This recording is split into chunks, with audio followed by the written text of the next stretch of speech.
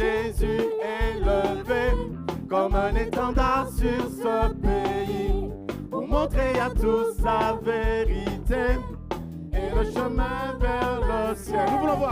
Nous voulons voir Jésus élevé comme un étendard sur ce pays, pour montrer à tous la vérité et le chemin vers le ciel. Nous voulons voir Jésus élevé. Nous voulons voir Alléluia. Musique. Alléluia. Nous voulons voir notre Seigneur glorifié, frères et sœurs. Nous voulons voir ce Jésus connaître, que les hommes connaissent ce Jésus. Alléluia. Alors nous continuerons à proclamer son nom. Amen. À porter son nom. Nous voulons voir Jésus. Alléluia.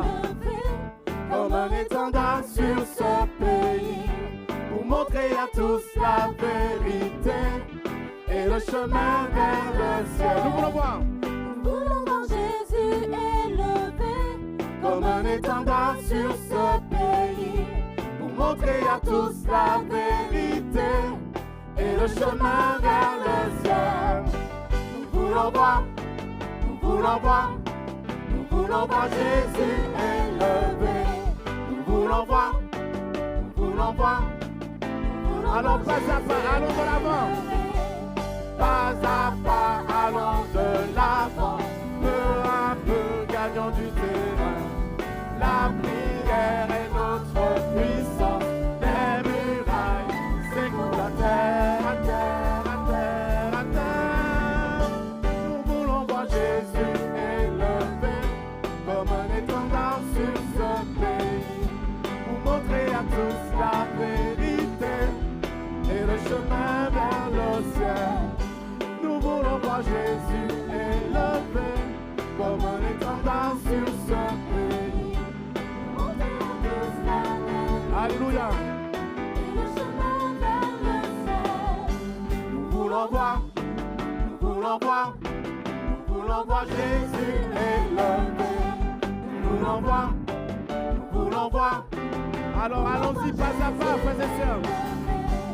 Pas à pas, allons de l'avant. Peu à peu, gagnons du terrain. La prière est notre puissance. Les murailles s'écoulent à terre, à terre, à terre, à terre. Nous voulons voir Jésus élevé comme un étendard sur ce pays, pour montrer à tous la vérité et le chemin vers le ciel. Nous voulons voir Jésus élevé comme un étendard sur ce pays, pour montrer à tous la vérité et le chemin vers le ciel. Nous voulons voir Jésus élevé. Une dernière fois. Nous voulons voir. Alléluia. Nous voulons voir Jésus élevé. Alléluia. Merci Seigneur.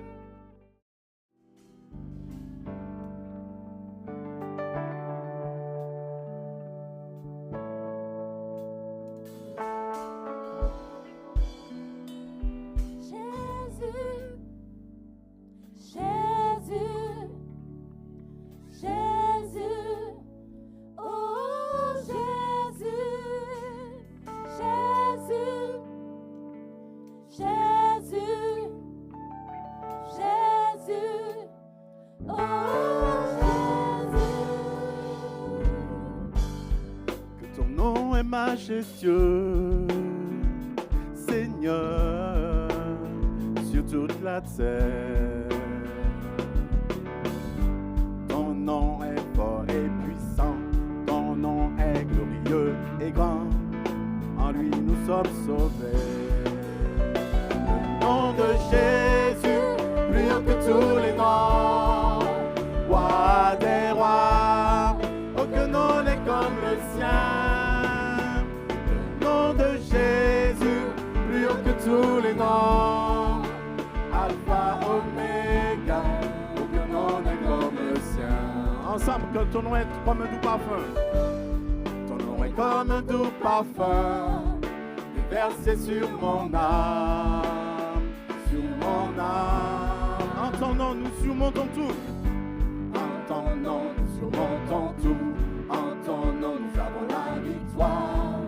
Ton nom est tout puissant. Le nom de Jésus, plus haut que tous les noms. Roi des rois, aucun nom n'est comme le sien. Le nom de Jésus, plus haut que tous les noms. Alpha, Oméga, aucun nom n'est comme le sien. Le nom de Jésus, le nom de Jésus, plus haut que tous les noms. Roi des rois, aucun nom n'est comme le sien. Le nom de Jésus, plus haut que tous les noms. Alpha, Alpha, Oméga. Nous allons proclamer ensemble que notre Dieu, que notre Dieu n'a vaincu la mort, que Jésus-Christ ressuscité. Alors qu'est-ce que nous faisons ensemble? Nous l'élevons plus haut. En son nom, tout genou fléchit. En son nom, tout homme est sauvé. Nous invoquons son nom, le nom de Jésus, plus haut que tous les noms. Roi des rois, roi des rois, aucun nom n'est comme le sien. Le nom de Jésus, plus haut que tous les noms. Alpha, Alpha, Oméga, aucun nom n'est comme le sien. Nous allons proclamer, ton nom est comme un doux parfum. Ton nom est comme un doux parfum, déversé sur son âme. Ah, merci Seigneur. Alléluia. En ton nom, Seigneur, nous surmontons tout. Il n'y a pas de difficulté. En ton nom, nous surmontons tout. En ton nom, nous avons la victoire. Ton nom est tout puissant. Le nom de Jésus, plus haut que tous les noms. Roi des rois, aucun nom n'est comme le sien. Le nom de Jésus, plus haut que tous les noms. Alpha, Alpha, Oméga. Nous allons encore proclamer le nom de Jésus. Le nom de Jésus, plus haut que tous les noms. Roi des rois, aucun nom n'est comme le sien. Le nom de Jésus, plus haut que tous les noms. Alpha, Alpha, Oméga. Aucun autre Dieu. On va le proclamer ensemble, frères et sœurs. Aucun autre Dieu. On y va. Aucun autre Dieu n'a vaincu la mort, que Jésus-Christ ressuscité. Alors ensemble, frères et sœurs, nous l'élevons plus haut. En son nom, alléluia. En son nom, nous invoquons son nom. Le nom de Jésus, plus haut que tous les noms. Roi des rois, aucun nom n'est comme le sien. Le nom de Jésus, plus haut que tous les noms. Alpha, Alpha, Oméga, aucun nom n'est comme le sien. Une dernière fois, le nom de Jésus. Le nom de Jésus, plus haut que tous les noms. Roi des rois, aucun nom n'est comme le sien. Le nom de Jésus, plus haut que tous les noms. Alors nous allons ensemble invoquer le nom de Jésus. Nous allons le proclamer ensemble. Jésus, Jésus, alléluia. Oh, ensemble Jésus, alléluia. Jésus, Jésus au milieu de nous. Jésus dans ma vie, Jésus dans ta vie. Alléluia, Jésus sur ta situation. Encore Jésus, Jésus, Jésus, Jésus. Oh Jésus, dernière fois Jésus, Jésus, Jésus, Jésus. Oh Jésus, le nom de Jésus, plus haut que tous les noms. Roi des rois, aucun nom n'est comme le sien. Le nom de Jésus, plus haut que tous les noms. Alpha, Oméga, aucun nom n'est comme le sien. Donc ce matin, notre texte de base sera tiré de Exode 20 au verset 2. Je lis la parole. Il est dit, « Je suis l'Éternel, ton Dieu, qui t'a fait sortir du pays d'Égypte, de la maison de servitude. » Et dans une autre version, on dit, « Je suis l'Éternel, ton Dieu, qui t'a fait sortir d'Égypte, du pays où tu étais esclave. » Amen. Et il y a un pasteur qui disait, l'Égypte, on peut la quitter en une nuit, mais elle peut mettre 40 ans à nous quitter vraiment. Et il voulait ainsi illustrer cette génération qui avait souffert pendant 430 ans en Égypte et que Dieu s'est souvenu de leurs cris, les a déplacés par sa main puissance de l'Égypte pour Canaan. Et malheureusement, cette génération a été détruite dans le désert. Et ce ne sont que Caleb et Josué qui ont pu entrer dans ce territoire de bénédiction qui devait être le partage de cette génération. Et cette génération avait quitté l'Égypte, certes physiquement, mais elle en avait gardé la mentalité. Et c'est pour ça que dans Exode 32, du verset 9 à 10, l'Éternel dit, « Puis l'Éternel ajouta, « Je constate que ce peuple est un peuple rebelle, et maintenant laisse-moi faire.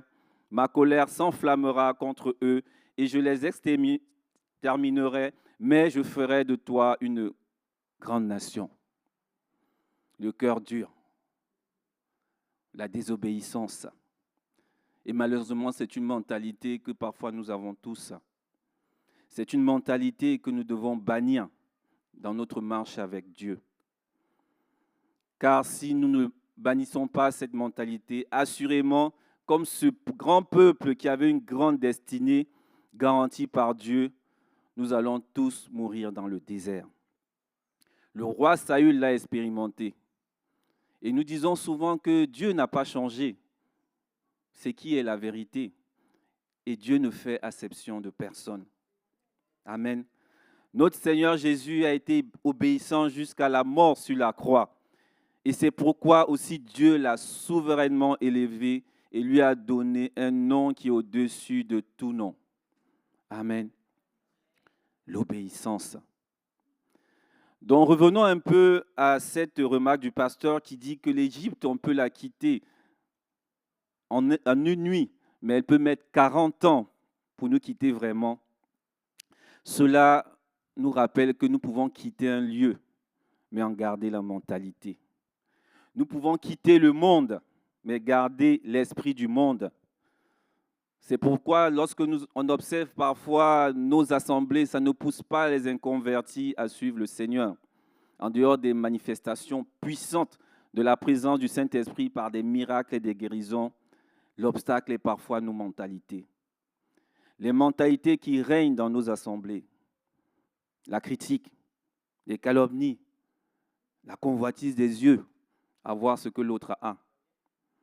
L'orgueil de la vie, et parfois on ne s'en rend pas compte. On se compare les uns aux autres. On est en compétition. Celui-là chante mieux, celui-là parle mieux. Et parfois, les divisions sont notre partage. Et nous avons connu ça dans cette assemblée. Cette assemblée était remplie à ras-bord pour nous qui sommes arrivés après. Mais nous avons vu ce qui s'est passé. Donc on peut quitter le monde, mais on en garde l'esprit. Ce qui est aussi une source de retard et de destruction, comme si nous n'avions pas quitté le monde. Quitter pour posséder. Et nous allons nous appuyer sur ce texte de Genèse que nous connaissons tous, qui dit, dans Genèse 12, du verset 1 à 3, « L'Éternel dit à Abraham, va, quitte ton pays, ta famille et la maison de ton père pour te rendre dans le pays que je t'indiquerai. Je ferai de toi l'ancêtre d'une grande nation, je te bénirai. Je ferai de toi un homme important et tu deviendras une source de bénédiction pour d'autres. Je bénirai ceux qui te béniront et je maudirai ceux qui t'outrageront. Tous les peuples de la terre seront bénis à travers toi. Et qu'est-ce que nous pouvons tirer de ce texte? C'est que le lieu où le patriarche se trouvait n'était pas propice à son épanouissement avec Dieu. Bien qu'entouré émotionnellement de sa famille, et c'est parfois là où se trouve le piège en fait. Plusieurs d'entre nous ne sont pas rentrés dans la destinée que Dieu avait pour eux à cause de l'attachement émotionnel, parfois des relations toxiques, des parents idolâtres, des compagnons ou des compagnes qui ont rejeté Dieu et qui mènent une vie mondaine et qui l'assument, des amis parfois qui n'en sont pas vraiment par rapport à leur choix, par rapport à leurs convictions. Parfois, c'est le lieu que nous devons quitter. Et moi, je me souviens, parce que lorsqu'on parle de quitter, des fois, on veut juste rattacher à la Bible, mais je raconte ma propre histoire. Je n'avais jamais imaginé que j'aurais vécu loin de mes parents, loin de ma famille. Mais malheureusement, avec les pratiques qu'ils ont, les croyances qu'ils ont, cela ne pouvait être propice pour moi. Ça m'a pris du temps pour lâcher prise. Ça a été douloureux. Mais il faut que nous puissions nous souvenir de ce qui est écrit dans 2 Corinthiens 6, du verset 14 à 16. Ne vous mettez pas avec les infidèles sous un joug étranger. Car quel rapport y a-t-il entre la justice et l'iniquité? Ou y a-t-il de commun entre la lumière et les ténèbres? Quel accord y a-t-il entre Christ et Bélial? Ou quelle part a le fidèle avec l'infidèle? Quel rapport y a-t-il entre le temple de Dieu et les idoles?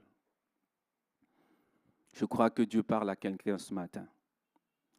C'était un pays idolâtre, pour revenir à la Genèse, avec une mentalité qui lui était propre et manifestement qui était contraire à la volonté de Dieu. C'est pour encourager quelqu'un et dire à quelqu'un ce matin que marcher avec Dieu, c'est voir comme Dieu veut. Parce que malheureusement, des fois, nous, on a nos propres critères, on a notre façon de voir. Mais Dieu dit à Abraham, va, quitte ton pays, ta famille, la maison de ton père pour te rendre dans le pays que je t'indiquerai. Mais le patriarche a quitté certes le pays physiquement, mais il a emporté Lot. Et Lot qui peut représenter une certaine mentalité qui devait rester à Haran. Et Dieu ne va lui révéler son territoire de bénédiction qu'une fois que la séparation avec Lot aura lieu. Et ce qu'on décrit dans Genèse 13 où il est dit 14, l'Éternel dit à Abraham, après que Lot se fut séparé de lui, lève les yeux et regarde depuis l'endroit où tu es, vers le nord, le sud, l'est et l'ouest. Tout le pays que tu vois, je te le donnerai à toi et à ta descendance pour toujours. Amen. Comme cette image, on voit ce visage de petite fille triste, candide, ça peut émouvoir, mais c'est le prix parfois à payer pour se séparer de l'autre. Si nous voulons entrer dans la bénédiction que Dieu a prévue pour chacun de nous, nous devons nous séparer de l'autre. Et ce matin, Dieu veut que nous puissions rentrer en nous-mêmes et regarder si nous n'avons pas un Lot avec nous. Qu'est-ce que Dieu t'a demandé de quitter? Pour certains, c'est l'amour et les richesses de ce monde. On nous décrit parfois l'histoire de ce riche. Dans Marc 10 au verset 17 à 22, on dit comme il partait, un homme accourut, se jeta à genoux devant lui et demanda, bon maître, que dois-je faire pour obtenir la vie éternelle? Pourquoi m'appelles-tu bon? Lui répondit Jésus. Personne n'est bon si c'est Dieu seul. Tu connais les commandements, ne commets pas de meurtre, ne commets pas d'adultère, ne vole pas, ne porte pas de faux témoignages, ne fais de tort à personne, honore ton père et ta mère. Maître, répondit l'homme, tout cela je l'ai appliqué depuis ma jeunesse. Jésus posa sur cet homme un regard plein d'amour et il lui dit, il ne te manque qu'une chose, va, vends tout ce que tu possèdes, donne le produit de la vente aux pauvres et tu auras un capital au ciel. Puis viens et suis-moi. Entendant ces paroles, l'homme s'assombrit et s'en alla tout triste, car il était très riche. Comme le patriarche Abraham, il avait tout quitté pour honorer Dieu en apparence. Mais son lot était la place des richesses dans sa vie. Et cela l'a empêché d'entrer dans la gloire que Dieu avait prévue pour lui. Dans ce texte, il est nullement dit que Jésus a couru après pour lui dire « reviens ». Cela doit nous interpeller. Nous voyons plein de couples chrétiens, dits chrétiens mariés, qui prient, qui jeûnent, qui pleurent aux larmes, mais qui ont un lot qui est bien installé dans le couple qu'on peut appeler l'orgueil. Dieu veut les bénir, mais il faut qu'ils acceptent de remplacer l'orgueil par l'humilité et la dépendance à Dieu. De laisser partir Lot, afin que Dieu puisse envoyer Isaac. Et un autre Lot qui est très subtil dans nos temps, où nous voyons, et ça c'est vraiment l'histoire du quotidien, parce que lorsqu'on parle de la parole de Dieu, elle est vivante. Et je discutais avec une de nos secrétaires, et qui disait croire en Dieu, qui marche avec le Seigneur selon elle, son cœur, mais qui est unie sans être mariée à un homme qui ne croit pas en Dieu. Un homme qui ne croit qu'en des dieux, parce que selon sa culture, Dieu est dans les arbres, dans l'eau et tout ce qu'on peut citer. Et qui n'est pas prêt, qui est prêt à suivre Dieu, mais qui n'est pas prêt à lâcher cette relation qui est toxique pour pouvoir rentrer dans sa bénédiction. Et il est toujours bon de se rappeler de cette image de cette jeune fille pour illustrer Lot, pour dire que Lot, c'est parfois difficile à lâcher. Mais si nous voulons entrer dans notre bénédiction, nous devons nous séparer de Lot. Dieu ne peut travailler et collaborer qu'avec celui qui lui donne toute la place. Il n'en est pas autrement. Quand nous entrons dans la vie avec le Seigneur, nous avons l'impression, et ça c'est la religion qui nous donne cela, nous donne l'impression que Dieu aime le cœur partagé. Mais c'est totalement faux. Si nous avons décidé de marcher avec le Seigneur, nous devons aspirer à lui donner tout. Et au quotidien, il nous parle pour que nous puissions lâcher Lot. Il est conscient que lâcher Lot n'est pas évident. Parce que si Abraham a été présenté comme le père de la foi et qu'il a pu quand même se déplacer avec Lot, cela veut dire qu'il n'est pas aisé de lâcher Lot. Mais il faut que nous puissions tous lâcher le Lot que Dieu a identifié. Le Lot que le Saint-Esprit a identifié dans la vie de tout un chacun.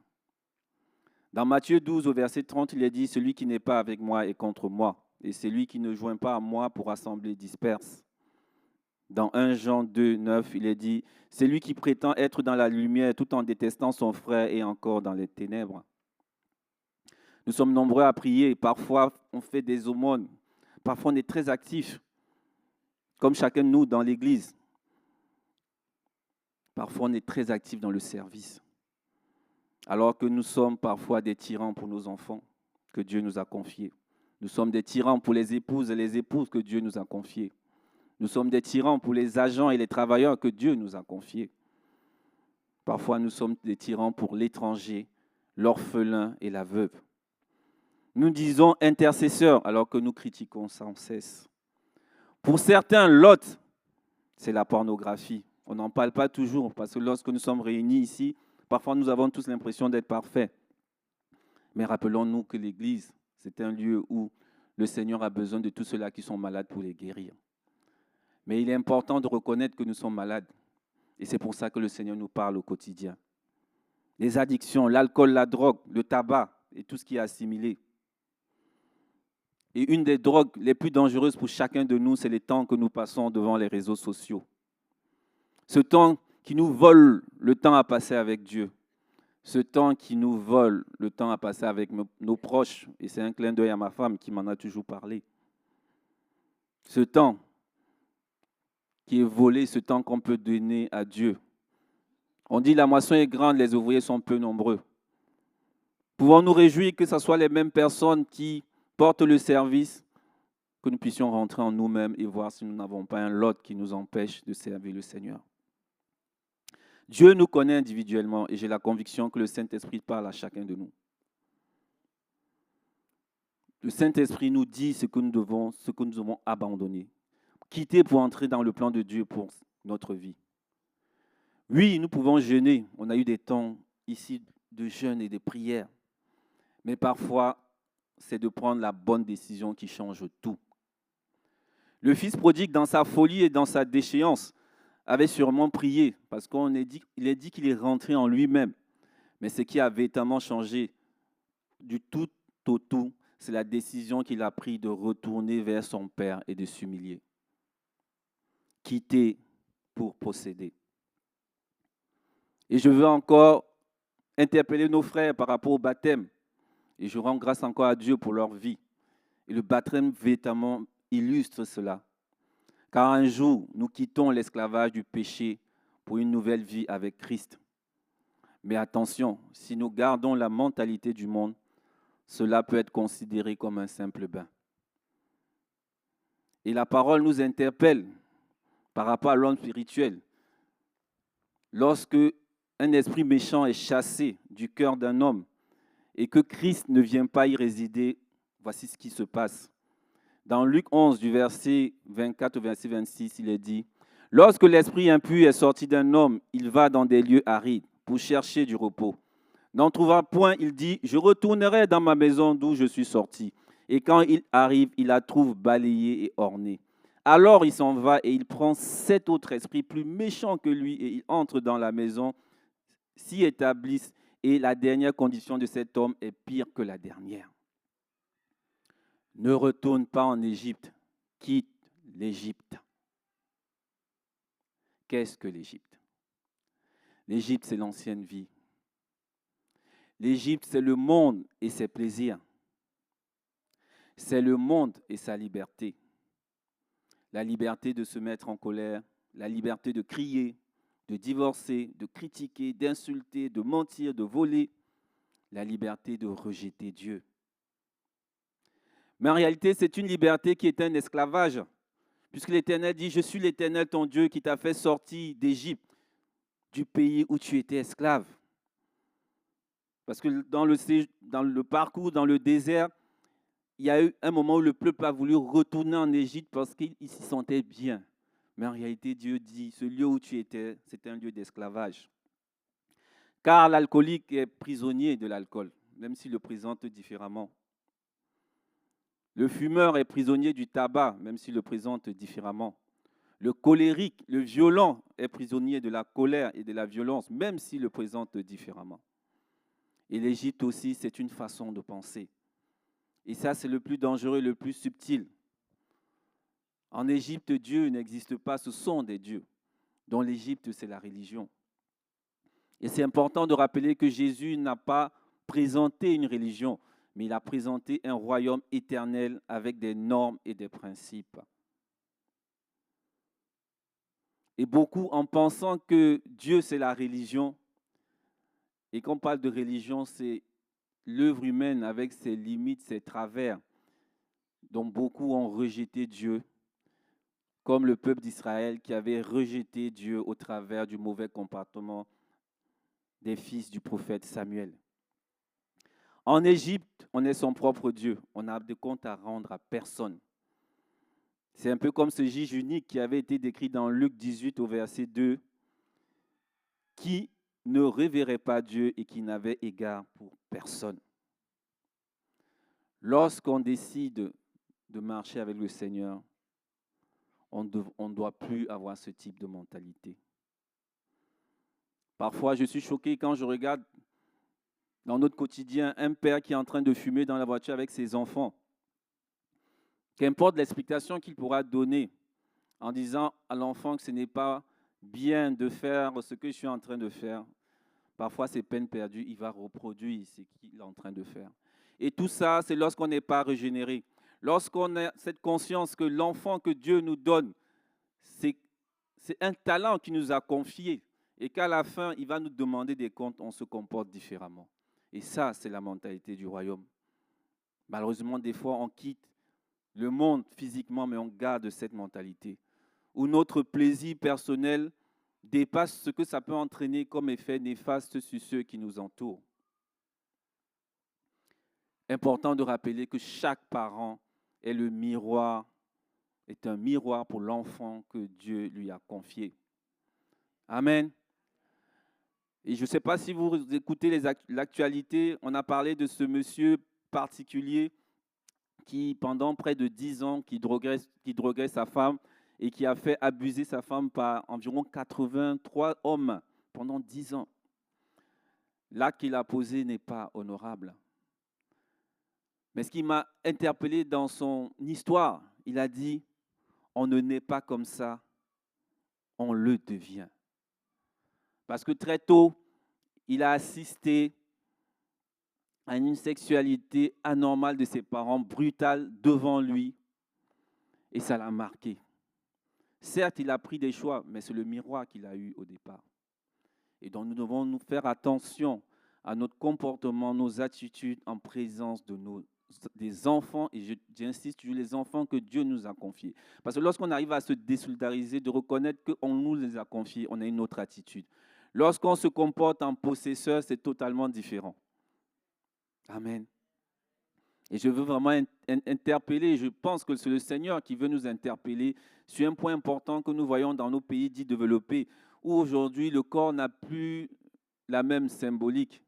Le corps, on en fait ce qu'on veut. Le corps, on ne le couvre plus. Quand on regarde aujourd'hui, des fois, on se demande si on est habillé ou pas. Et c'est vraiment important pour dire que ces types de comportements ont un impact. Et lorsqu'on en parle, tout le monde n'est jamais d'accord. Chacun a un avis à donner. Et ça, c'est la particularité de l'Égypte. En Égypte, chacun a son point de vue. Mais dans le royaume de Dieu, c'est le point de vue de Dieu qui compte. Si nous voulons suivre le Seigneur, nous devons intégrer ces notions. Si nous voulons lui être agréables, nous devons intégrer ces notions. C'est pour ça que parfois on nous présente le christianisme comme beaucoup de joie, de bénédiction, mais en réalité, c'est la croix. C'est mourir à nous-mêmes au quotidien. C'est sacrifier, c'est quitter, c'est perdre. Ces choses auxquelles on s'attachait depuis notre enfance, mais que Dieu, par son esprit, nous révèle que ce ne sont pas des bonnes choses pour nous. Nous devons passer ce cap. Et pour illustrer cette notion que nous avons avec le corps, qui est en réalité le temple de Dieu, dans Genèse 9 au verset 27, c'est l'histoire de Noé lorsqu'il est sorti de la barque, lorsqu'il est sorti après ce grand déluge qui a eu sur la terre. On dit qu'il a planté une vigne et il a bu, il s'est enivré et dans sa joie, je dirais, mais alcoolisé, il s'est retrouvé tout nu. Et il y a un de ses fils qui s'est levé, notamment Canaan, qui a vu son père nu, qui ne l'a pas couvert et qui s'est moqué de son père. Alors que Sem et Japheth ont pris la tunique de Noé, ils l'ont placée sur l'épaule, ils ont marché à reculons, de telle sorte pour eux, ils n'ont pas pu voir le visage tourné pour ne pas voir la dignité de leur père. Et quand le père s'est réveillé, qu'est-ce qu'il a dit? Il dit, maudit soit Canaan, qui soit le dernier des esclaves de ses frères. Puis il ajouta, béni soit l'Éternel, le Dieu de Sem, de Canaan, soit asservi à Sem. Que Dieu étende le territoire de Japheth, qu'il habite dans les tentes de Sem, et que Canaan soit leur esclave. Amen. Pour dire que le corps, aujourd'hui, comme il est présenté dans le monde, où on en fait ce qu'on veut, on le dénature, cela ne répond pas aux valeurs du Seigneur. Et je ramène à moi-même parce que des fois, on prend des habitudes. Pendant longtemps, avec mon épouse, quand on criait au Seigneur pour un enfant, on a été longtemps tous les deux. Et donc, je prenais cette habitude de marcher en short dans la maison sans porter de t-shirt. Et par la grâce de Dieu, notre fille est arrivée. Et un jour, je suis sorti en short, je n'avais pas mis de t-shirt. Et voilà ma fille qui me regarde, mais papa, il faut t'habiller. Sur le coup, j'étais gêné, mais c'est pour dire juste que des fois, dans le monde, il y a beaucoup de choses qui nous sont présentées, qui deviennent naturelles chez nous, mais ça ne répond pas aux normes divines. Et depuis ce jour, je fais très attention. Même quand il fait chaud, parce qu'actuellement les températures sont les plus élevées, je mets ce vêtement pour pouvoir honorer et aussi impacter positivement mon enfant. Parce que si je marche nu, pourquoi je dirais demain à ma fille qu'il faut s'habiller de telle ou telle façon? Et je pense que ce sont des éléments importants. Nous devons comprendre que rentrer dans le royaume, c'est une autre mentalité. Amen. Ne retourne pas en Égypte. Quitte l'Égypte. Donc le Seigneur voulait vraiment ce matin nous rappeler à chacun que venir à lui va entraîner systématiquement de quitter l'ancienne vie, les anciennes valeurs. Ce n'est pas juste un acte physique, mais ça doit être un changement de comportement. Ça doit être un changement de mode de pensée. Ce n'est plus nous qui vivons, mais c'est lui qui doit vivre en nous. Et cela demande une obéissance totale. Plusieurs parmi nous sont en retard dans la manifestation des bénédictions que Dieu avait prévues pour eux parce qu'ils refusent de laisser partir Lot. Parce qu'ils disent avoir quitté l'ancienne vie physiquement, mais ils en ont gardé la mentalité et les valeurs. Toi qui vis en concubinage, baptise-toi et marie-toi. Toi qui gardes des documents pornographiques, déchire-les, jette-les, désabonne-toi des sites compromettants. Toi qui as du mal à pardonner, à t'excuser, prends la décision de te soumettre à Dieu malgré la douleur. Et agis, alors sa grâce te couvrira. Soyons obéissants, car nous pouvons nous mentir à nous-mêmes, tromper la vigilance des hommes, mais on ne peut se cacher de Dieu. Pendant les Jeux olympiques, on a parlé de l'homme poisson, M. Léon Marchand. Mais on oublie toujours que pour atteindre ce niveau, il y a eu un prix à payer. C'était une décision. Et autant c'est vrai pour le sport, pour être élevé, c'est la même chose que nous devons, nous en tant qu'enfants de Dieu, prendre la décision de suivre le Seigneur. Il ne demande pas que nous soyons parfaits. C'est pour ça qu'il a pu dire à Gédéon, va avec la force que tu as. Et après, nous avons vu comment Dieu s'est glorifié. Et donc, véritablement, ce matin, nous allons, devant une telle interpellation du Seigneur, nous allons prier. Prier véritablement pour que le Seigneur nous aide à ne plus retourner en Égypte, mais surtout de véritablement quitter l'Égypte. De quitter ces choses qui ne le glorifient pas dans nos vies. Ces choses où l'Esprit nous a parlé, nous a interpellés.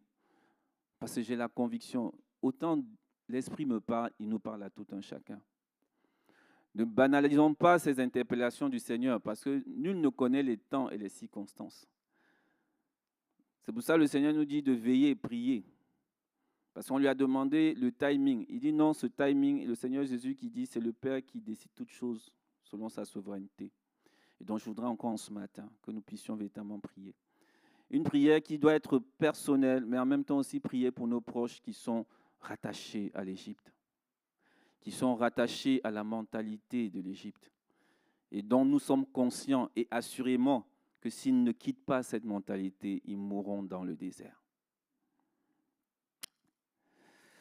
Père éternel, mon Dieu, nous voulons te bénir et te rendre grâce. Nous voulons encore élever la voix en ce matin, Seigneur. Te dis merci, Seigneur, mon Dieu, pour ta parole. Merci parce que, Seigneur, tu veux que nous puissions rentrer dans les bénédictions que tu as prévues pour chacun de nous. Merci parce que tu veux que nous puissions quitter l'Égypte, Seigneur, quitter sa mentalité. Nous te bénissons déjà pour la décision physique, mais Seigneur, tu veux que nous puissions aller à cette dimension de mentalité. Tu veux nous pousser à quitter l'autre, Seigneur. Et je veux te prier particulièrement pour tous ceux-là qui sont attachés à l'autre, ou bien l'autre est attaché à eux, qui sont liés par les émotions. Que Seigneur, toi-même, tu puisses leur donner la force de prendre la bonne décision. Que tu leur donnes la force de quitter ce qu'ils doivent quitter pour rentrer dans le Canaan que tu as prévu. Tu ne veux pas que nous puissions mourir dans le désert, mais tu souhaites que nous puissions rentrer dans le Canaan que tu as prévu pour chacun de nous. Et je te bénis et je te rends grâce encore en ce jour, Seigneur. Et donne-nous à chacun, Seigneur, d'avoir des cœurs d'enfants. Ces cœurs qui sont malléables dans tes mains. Ces cœurs qui acceptent de mourir au quotidien afin que tu puisses véritablement être manifesté. Que dans nos assemblées, Seigneur, ta vie soit manifestée. Que nos assemblées donnent envie aux hommes, Seigneur mon Dieu, de venir à toi, Seigneur. Donne-nous, Seigneur, de ne pas être des auditeurs oublieux, Seigneur. Et que toute la gloire, Seigneur mon Dieu, te revienne. Au nom puissant du Seigneur Jésus-Christ. Amen. Amen. Amen.